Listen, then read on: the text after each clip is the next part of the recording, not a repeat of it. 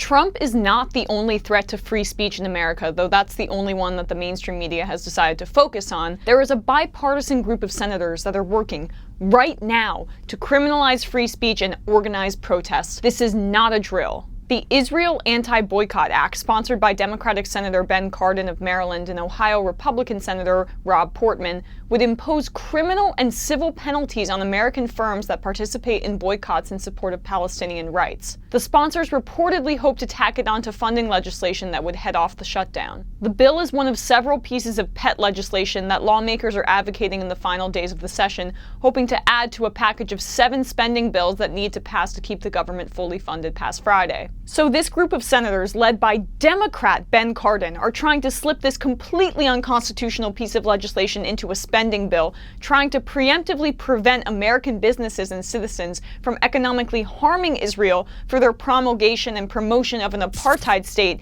and pushing forward settlements which the United Nations and the rest of the world deem as illegal. They're terrified that it will work, and Israel will have to change its ways because it's been done before. The boycott movement against Israel is modeled after what was done in South Africa during apartheid, and it was instrumental in overthrowing apartheid. Ben Cardin is an Israel lobbyist darling and actually tried to introduce an even more extreme version of this bill back in July 2017, with much more support before there was progressive outrage. Presidential hopefuls Cory Booker and Kirsten Gillibrand were co-sponsors until Gillibrand withdrew due to political pressure. Something to keep in mind in 2020.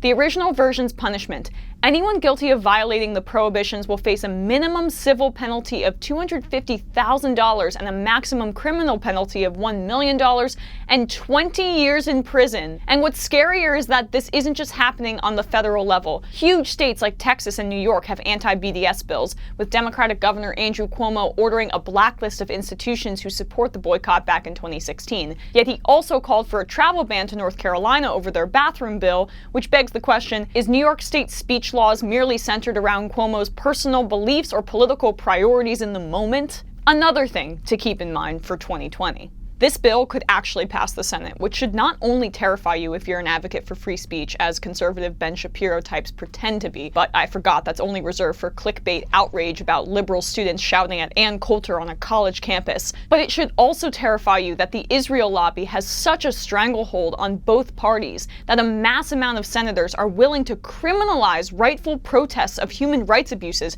that the United Nations themselves have decried. This bill is pure propaganda, as well as unconstitutional. It is attempting to blind Americans and handcuff American businesses from seeing the reality of the open-air prison that Israel has created with their illegal settlements. Luckily, public sentiment is turning around. The New York Times editorial board came out today decrying the bill. Keep the pressure on, guys. This cannot pass.